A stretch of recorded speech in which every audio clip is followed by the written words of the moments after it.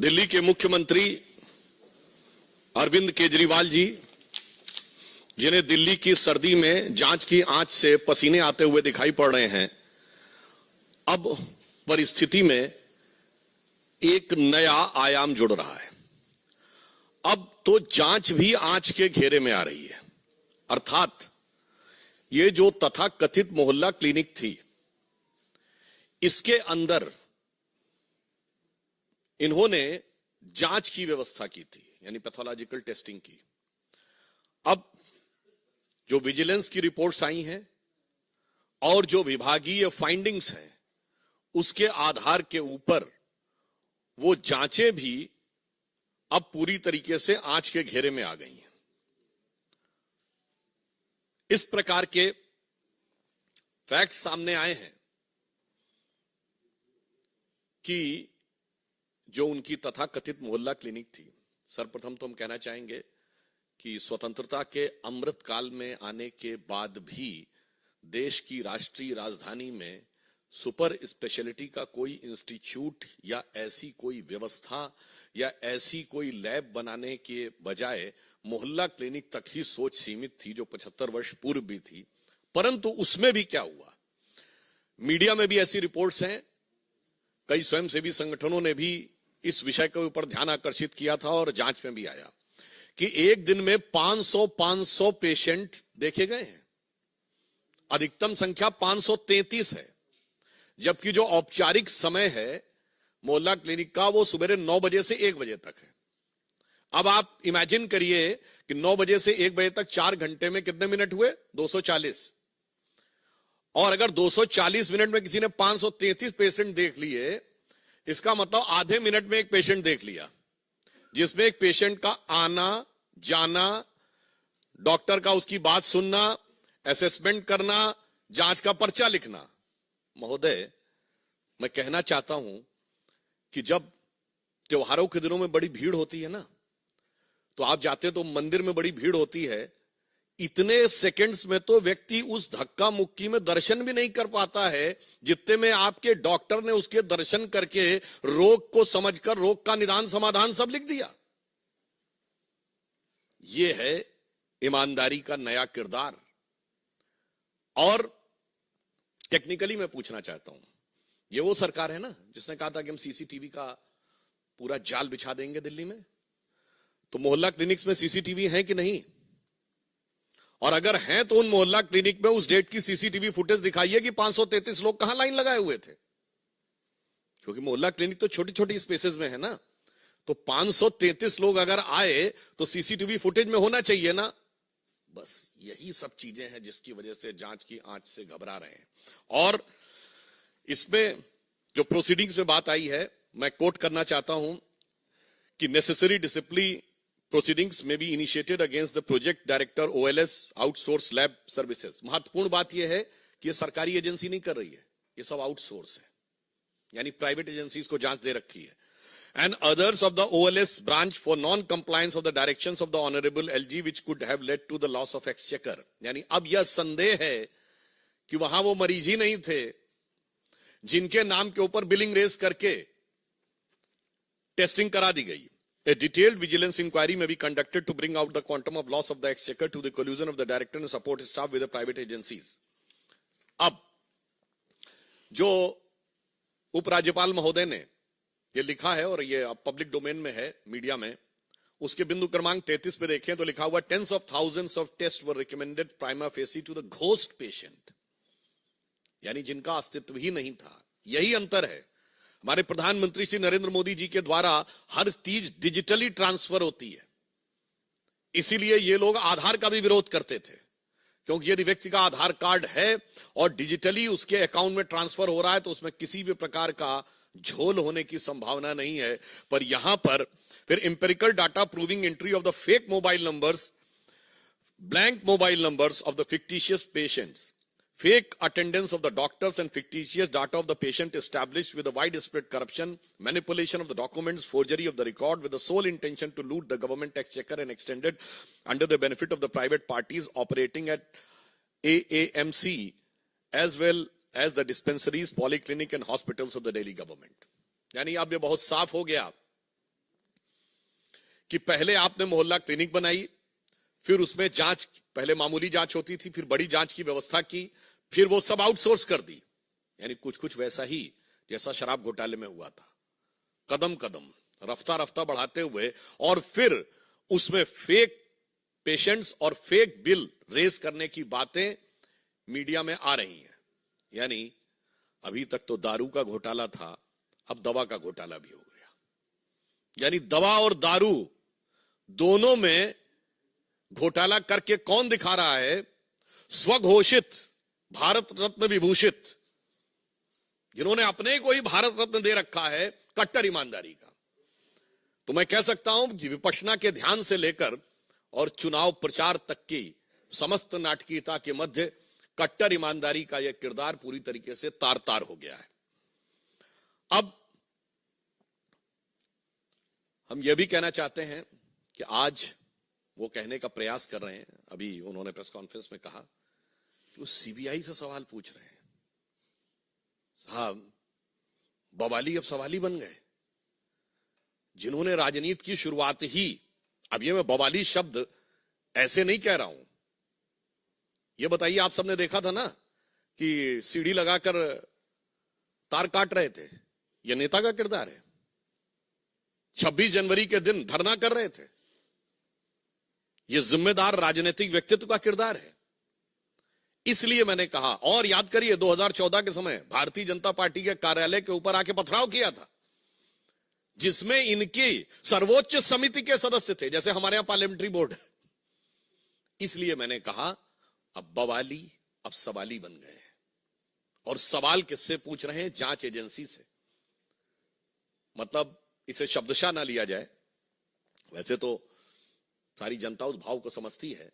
हिंदी में एक कहावत होती ना कि उल्टा चोर कोतवाल को डांटे। आज उसी किरदार को वो दिखाने का प्रयास कर रहे हैं। और जहां तक टेक्निकलिटी की बात है, तो अगर उनको लगता है कि कोई टेक्निकल इश्यू है तो वो न्यायालय से जाकर समाधान प्राप्त कर सकते थे, मगर यहां टेक्निकल नहीं, मॉरल इश्यू है। यहां न्यायिक विषय नहीं है, यहां नैतिक विषय है। और केजरीवाल जी का वहां जाने से बचना यह स्वतः प्रमाणित करता है कि उनको यह पता है कि वो इस जांच की आंच से बच नहीं सकते, क्योंकि के अरविंदन ने बाकायदा बयान दिया हुआ है अप्रूवर बनके कि उनकी उपस्थिति में इतने प्रतिशत से इतने प्रतिशत बढ़ाकर शराब घोटाले में कमीशन की बात हुई और उसके इस प्रकार के वितरण की बात हुई। उन्हें यह बात पता है, इसलिए यह मैं कह सकता हूं कि यह उनकी गलती की स्वीकारोक्ति है।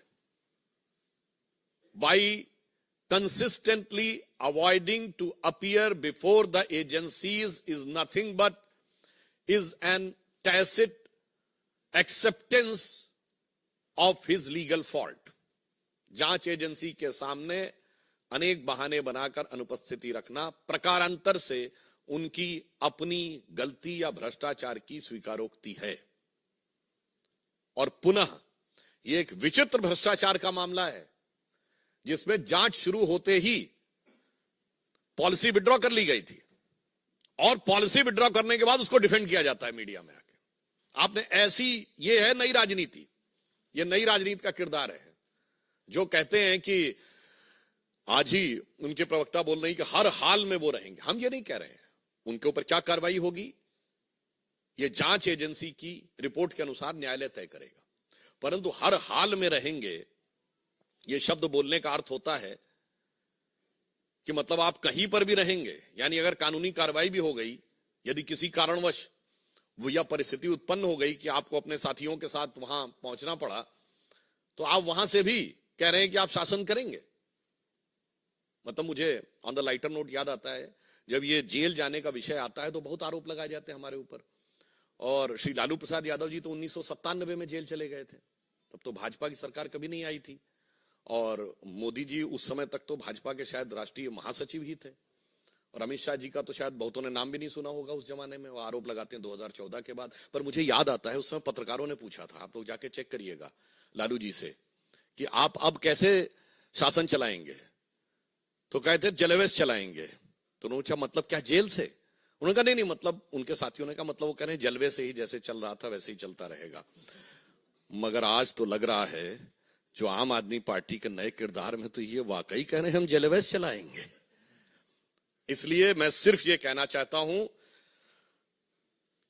कि अरविंद केजरीवाल जी को इस जांच, दवा की जांच, मोहल्ला क्लिनिक के घोटाले के ऊपर जवाब देना चाहिए। और मैं समझ सकता हूं कि आप एजेंसी के पास जाने से इसलिए डर रहे हैं कि तेरी उल्फत में हूं बैठा इतने राज छुपाए कि अगर नजर मिले तो कदम डगमगाए। तो उन्हें पता है कि जैसे ही सवालों से नजर मिलेगी तो कदम डगमगा जाएंगे। परंतु एक बात बहुत स्पष्ट हो गई है कि भारत की व्यवस्था, न्याय व्यवस्था और मतलब नैतिक, राजनैतिक और संवैधानिक तीनों पक्षों के ऊपर नई राजनीति का किरदार तार तार हो गया है। धन्यवाद।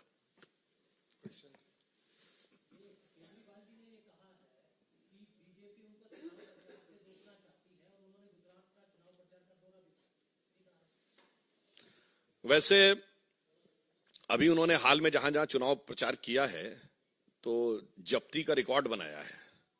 तो मुझे लगता है कि जितनी जमानतें जब्त करवाई हैं उन्होंने पिछले अभी इन 3 चुनावों में, तो मुझे लगता है कि ये सिर्फ जैसे कहते हैं तिनके की ओट में पहाड़ छुपाने का प्रयास करना, इसका राजनीति से कोई मतलब नहीं है। हां, उनको ऐसा लगता होगा, परंतु मैं बहुत स्पष्ट करना चाहता हूं किसी भी चीज की जांच का जवाब देने का चुनाव प्रचार से क्या संबंध है। और ये लोग तो जिन पे आरोप लगाते थे आज उनके साथ खड़े हैं। मतलब सोनिया गांधी जी और राहुल गांधी जी, वो तो जाके फिर भी अपना जवाब दे आए थे। ये केजरीवाल जी नए राजनीति के नए किरदार, नई नवेली अजब अलबेली पार्टी के अलंबरदार, उनसे भी बड़े हो गए हैं। तो मतलब ये तथाकथित इंडी गठबंधन में ये है कि मैं तुमसे बड़ा। अरे उन्होंने तो ये कहा था कि ईडी घर पे क्यों नहीं आ गई। याद करिए, कांग्रेस के नेता प्रमोद तिवारी जी ने कहा था कि ईडी वालों को उनके घर जाके पूछताछ करनी चाहिए। ये तो उल्टा कह रहे हैं कि ईडी वालों से मैं पूछताछ करूंगा। मैं सवाल पूछ रहा हूं, मेरे सवाल के जवाब दो। ये आप अद्भुत और अविस्मरणीय आपको यह दृश्य दिखाई पड़ेगा।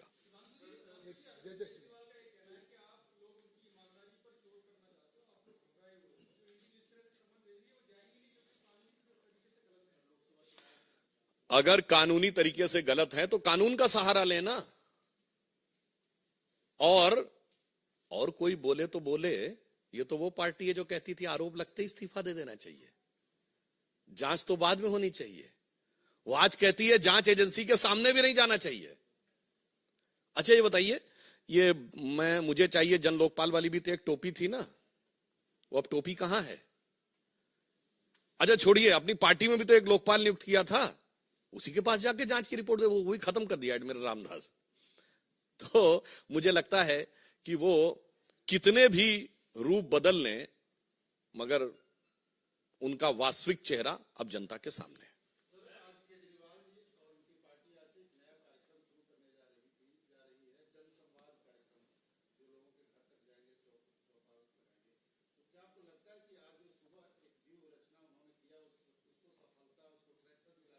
देखिए, उन्होंने कहा था कि हम 70 के 70 विधानसभाओं में जाके तब अपना घोषणा पत्र बनाएंगे। ये बनवाए थे का? ये पूछिए पिछले चुनाव में कितनी विधानसभाओं का अलग अलग घोषणा पत्र बनवाए थे। इन्होंने कहा था कि जब तक किसी क्षेत्र की 80% महिलाएं ओके नहीं कर देंगी तब तक वहां शराब का ठेका नहीं खुलेगा। दिखाएं कितनों से ओके करवाए थे। तो उनके किसी कार्यक्रम की क्या नैतिकता है और क्या प्रामाणिकता है। देखिए, मैं कहना चाहता हूं इसी कारण से आज पूरे देश में सभी राजनीतिक वर्ग के ऊपर जो एक संदेह उत्पन्न होता है ना कि कहते कुछ हैं करते कुछ हैं, क्राइसिस ऑफ क्रेडिबिलिटी, ये ऐसे ही दल बढ़ाते हैं। उधर हम श्री नरेंद्र मोदी जी के नेतृत्व में वो क्राइसिस ऑफ क्रेडिबिलिटी देते हैं, हम क्रेडिबिलिटी की प्रामाणिकता देते हैं। यानी जो कहते हैं वो करते हैं और अपने आचरण में करके दिखाते हैं। वो जो कहते हैं वो बिल्कुल नहीं करते, आचरण पलट के दिखाते हैं।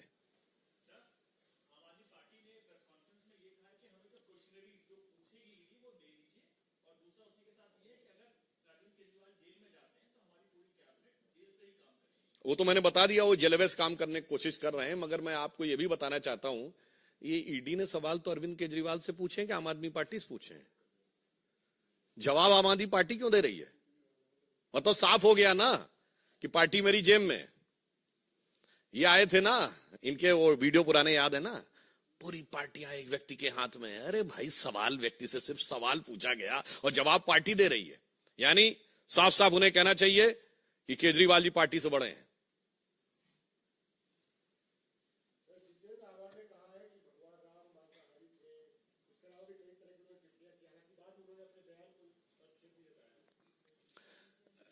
देखिए, वास्तविकता यह है कि कुछ लोग ऐसे होते हैं जो कितना भी सुंदर कार्य हो रहा हो उसमें विघ्न डालकर ही संतोष उत्पन्न करना चाहते हैं। तो ये विपक्ष वाले जो सदा सर्वदा से भव्य श्री राम मंदिर के विरोध में रहे थे, ये अंतिम चरण में भी विघ्न डालकर विघ्न संतोषी बनना चाहते हैं। परंतु अब देश की जनता ऐसे किसी विघ्न संतोषी के साथ नहीं है।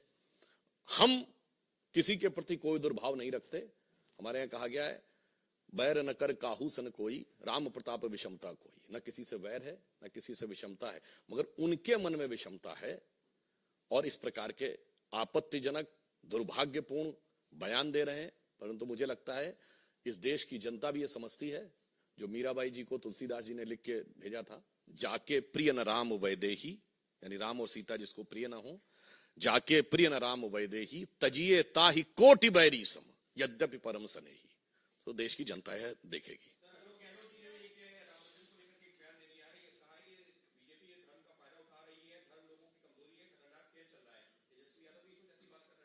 इसमें कुछ नया है क्या? ये तो सुनते सुनते हम लोग बचपन से किशोरावस्था से युवावस्था पार करके प्रौढ़ावस्था की दहलीज पे आ गए। वही पुराना बहाना, वही पुराना तराना, वही पुराना अफसाना जो हकीकत नहीं बन पाया है। तो ये लोग जो लगातार बोल रहे हैं और उसके बाद जबकि ये असफल भी हो रहे हैं, तो मैं इसके लिए भी वो पंक्ति बता देता हूं जो मैंने पार्लियामेंट में बोली थी। ये राम मंदिर के विरोध की और मुस्लिम तुष्टीकरण की नाव पर सवार होकर जो मंजिल पाने की कोशिश में हैं, तो उनके लिए कहना चाहता हूं कि कश्ती भी नहीं बदली और दरिया भी नहीं बदला। कश्ती भी नहीं बदली, दरिया भी नहीं बदला, पर इन डूबने वालों का जज्बा भी नहीं बदला है। शौक सफर ऐसा, एक उम्र हुई हमने, मंजिल भी। अगर आप हमारे YouTube चैनल पर नए हैं तो इसे लाइक, सब्सक्राइब और शेयर करना मत भूलिएगा। साथ ही बेल आइकन को भी दबाएं ताकि आपको हमारी नई वीडियो की नोटिफिकेशन मिलती रहे। अगर आप ये वीडियो Facebook पर देख रहे हैं तो लाइक जरूर करें और ज्यादा से ज्यादा संख्या में शेयर करें।